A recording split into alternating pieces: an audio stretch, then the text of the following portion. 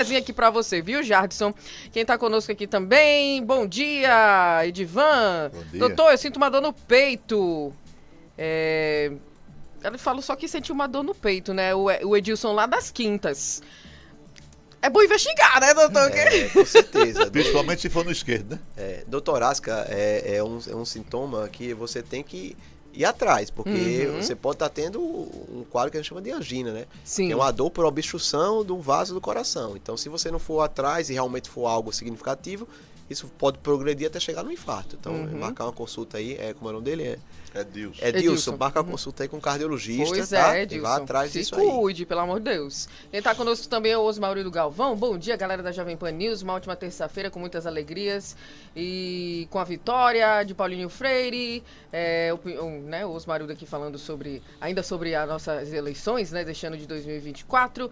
O pastor São André fez várias perguntas aqui. Vou fazer algumas delas, viu? Não dá pra fazer todas. Eu acho que até porque algumas o doutor já respondeu, o doutor Antônio já respondeu.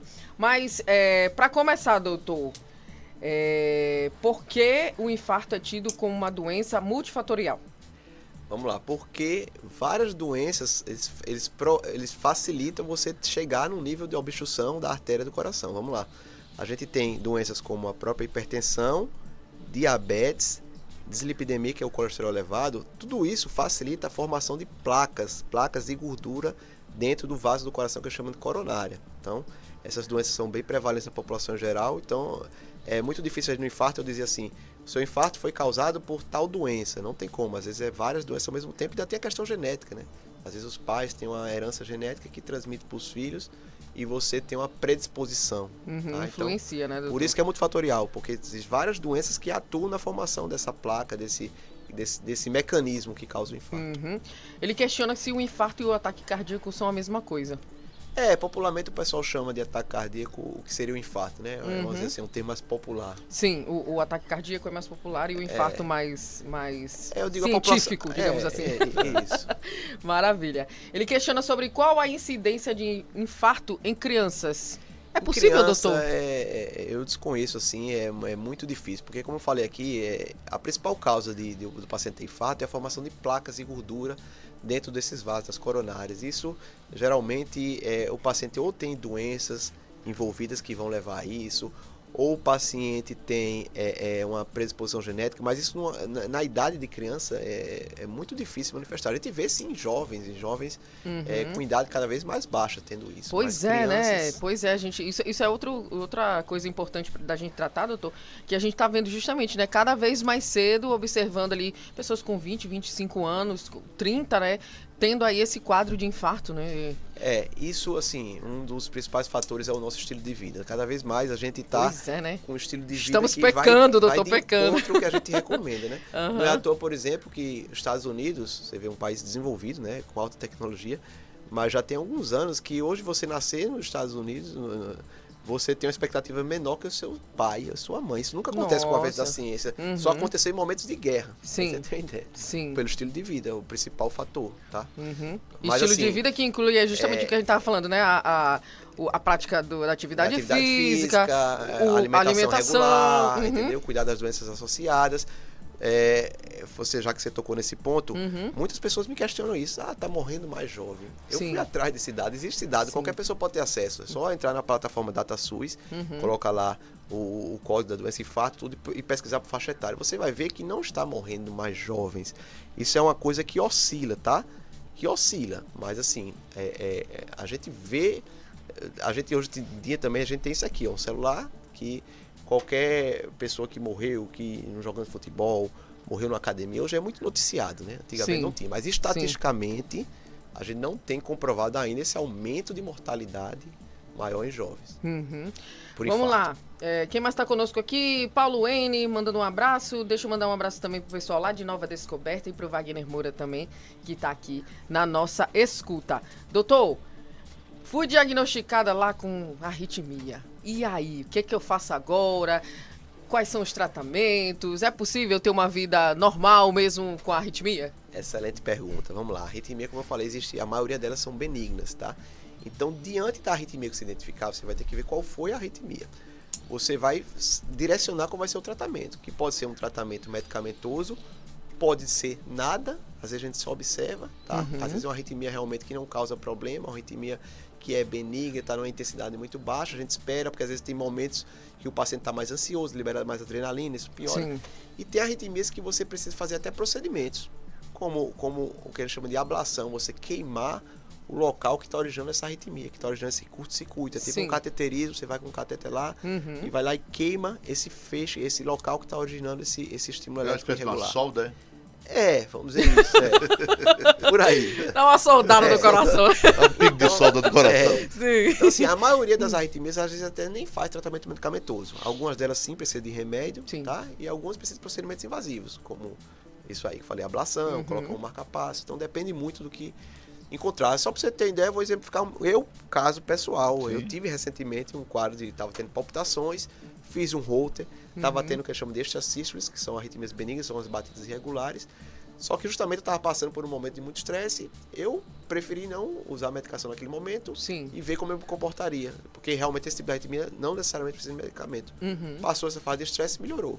Olha aí. Isso já fica até a dica pra gente falar também do que a gente tava comentando aqui antes, sobre essa questão da ansiedade das pessoas, sim. né, doutora? Às vezes leva a isso também, né? Uma certa arritmia. Você começa a perceber ali o seu coração de maneira diferente, a própria respiração também. Exatamente. E é muito comum, né? Porque os transtornos de ansiedade, eles são muito parecidos, tá? Você sente aquele aceleramento, fica suando, às vezes se dá uma sensação de desmaio, porém, o grande alerta é o seguinte, eu recomendo, você está tendo isso, não pense em primeiro lugar que é ansiedade, tá?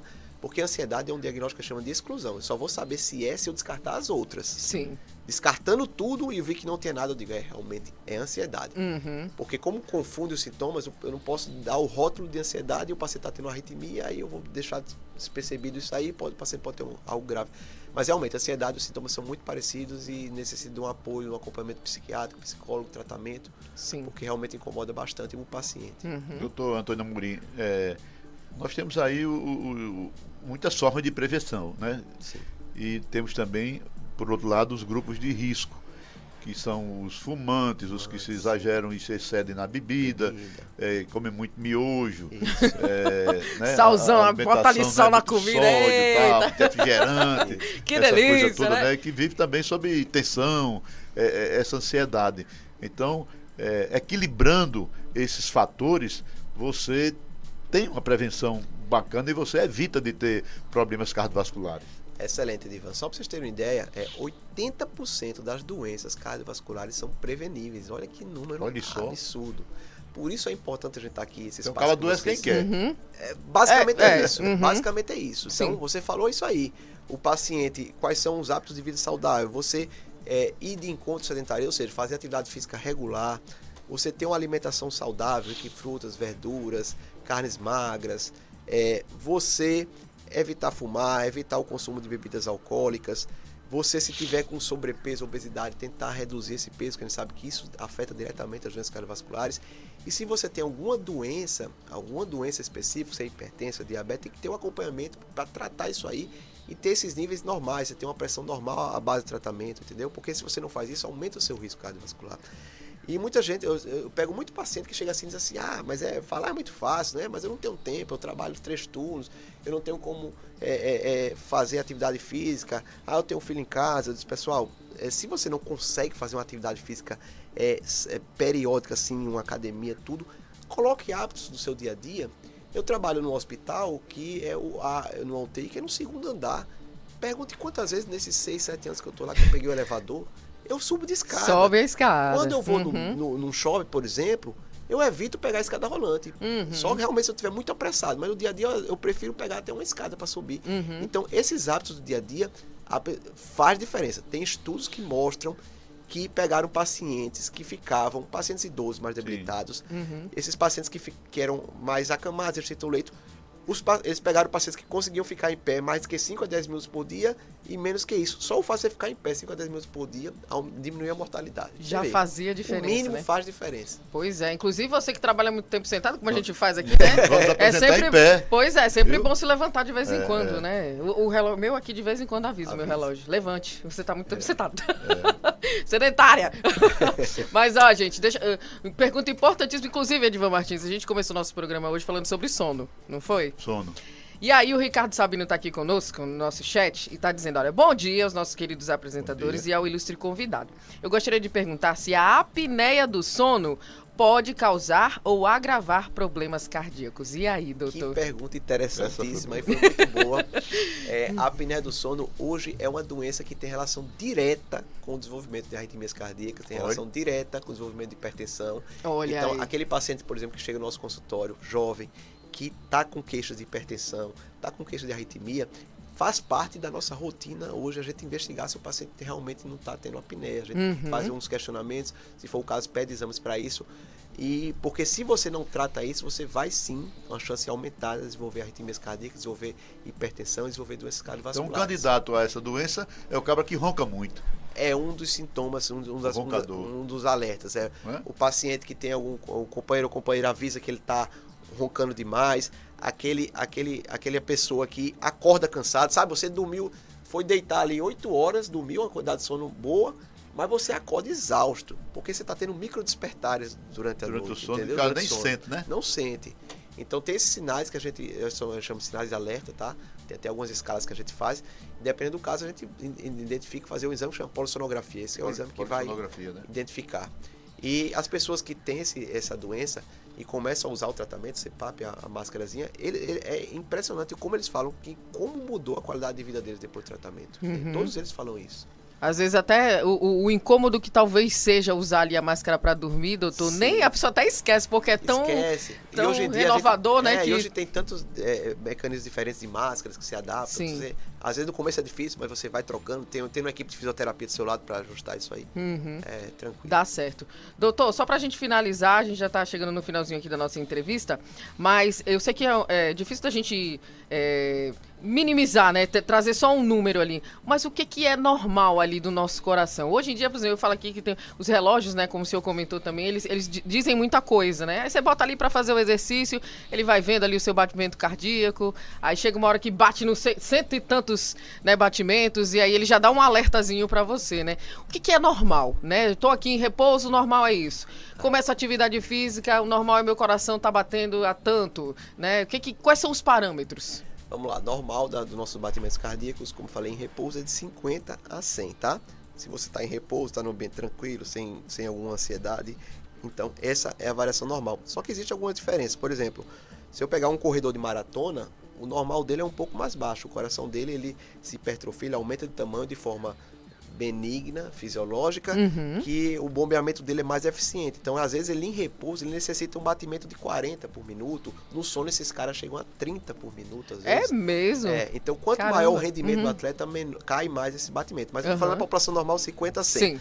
Quando você faz atividade física, é normal os batimentos subirem. A gente tem um cálculozinho que a gente calcula a frequência cardíaca máxima, que é 220 menos a idade, tá? O paciente de 40 anos. Então, a frequência cardíaca máxima dele da atividade física seria até 180. Quanto maior o seu nível de sedentarismo, maior vai elevar sua frequência no esforço, tá? Então, à medida que você vai condicionando, essa frequência vai baixando. Então, assim, a gente tem que saber também que a nossa pressão arterial, ela sobe também no esforço. Então, isso é natural. E a gente vê muito isso justamente no exame de esteira, que a gente coloca o paciente lá, a gente está medindo a pressão durante o esforço, está vendo a frequência cardíaca durante o esforço. Então, assim, o hábito normal é de 50 a 100, os batimentos, tá? No normal, tranquilo. Então, seria essa a referência que a gente usa, população normal. E o retorno também, doutor, é importante, né? Se você se sentiu muito cansado, o retorno do batimento normal tem um períodozinho ali, né, para voltar. Não é à toa que quando a gente acaba o exame cardiológico da esteira, que é um exame que está avaliando, o paciente parou o esforço, a gente deixa ele em 6 minutos ali, ainda em pé na esteira, mas parado, para ver esse retorno. Se esse retorno está demorando demais, se a pressão dele não está voltando ao normal rápido, isso são indícios, sim, de problemas cardiovasculares. Então, assim, é importante. Para isso, como é que você vai saber? Fazendo a avaliação cardiológica. Né? Exatamente. Pois é, e a gente culmina no finalzinho aqui da nossa entrevista justamente para levar essa mensagem para você aí, né? Para que você fique atento, para que você faça os seus exames, né, anualmente aí, se possível, né? É anual, é aconselhável ir pelo menos uma vez por ano. Pelo menos uma vez por ano. Pois é, fazer lá a esteira, né? Ou outro exame que seja necessário. Exames laboratoriais, avaliação da pressão. Exatamente. Porque aí, ó, a gente cuida do nosso coração e a tendência é o quê? Viver até os 100 e poucos anos, como a gente quer aqui. aqui, né? Tá bom também, né, Edivan? É o nosso objetivo, doutor. A gente sempre brinca aqui. Mas é claro, né, a gente com a população cada vez mais envelhecendo e tendo qualidade de vida nesse envelhecimento, né, a gente pensa cada vez mais em viver mais, poder estar aqui nesse mundo um pouquinho mais, né? E eu quero te agradecer, viu, doutor? Muito obrigada aqui pelas informações, pelas colocações e, claro, né, a gente deixa aí esse recado especial para os nossos ouvintes. Muito obrigada. Eu que agradeço, Andresa e Edivan, esse espaço aqui. É muito importante estar aqui falando desse tema de arritmias cardíacas, principalmente nessa data, 12 de novembro, né, como você falou. Isso. Que é a campanha Coração na Batida Certa, é o nome como a gente titula essa campanha. Então, campanha da Sociedade Brasileira de Arritmias Cardíacas. Então, é muito importante que essas informações sejam difundidas e vocês fazem muito bem esse papel. Eu queria até aproveitar, falando desse papel de difusão de informação, que a Sociedade Brasileira de Cardiologia tem um Instagram que é para a população leiga. Sim. Que é Coracão, que seria coração sem cedilha, .sbc. Então, isso aí... @coracão.sbc. Isso mesmo. Deixa eu só confirmar aqui rapidinho. Confirma, doutor. Para não dar erro, porque assim, hoje em dia na internet... Para o pessoal seguir lá no Instagram. Exatamente. Coracão.sbc. Certo. Porque hoje em dia a internet tem muita informação aí que as pessoas têm que ter uma certa confiança no que está escutando. Claro. Né? Esse é um canal oficial da Sociedade Brasileira de Cardiologia, que é feito para a população leiga. Então, aproveitar, convidar a população a seguir esse coracão.sbc. Maravilha, vou seguir já, viu, doutor? Quero mais uma vez agradecer ao doutor Antônio Amorim, cardiologista, ex-presidente da Sociedade Brasileira de Cardiologia aqui do nosso Rio Grande do Norte, trazendo aí essa informação, né? Celebrando o próximo dia 12 de novembro, tá? Que é o Dia Nacional de Prevenção das Arritmias Cardíacas e Morte Súbita. Previna-se, que é o mais importante sempre. Mais uma vez, muito obrigada, doutor. Prazer tê-lo conosco, viu? 11 horas em ponto, Edivan Martins. Tchau. Tchau, vamos nos despedir.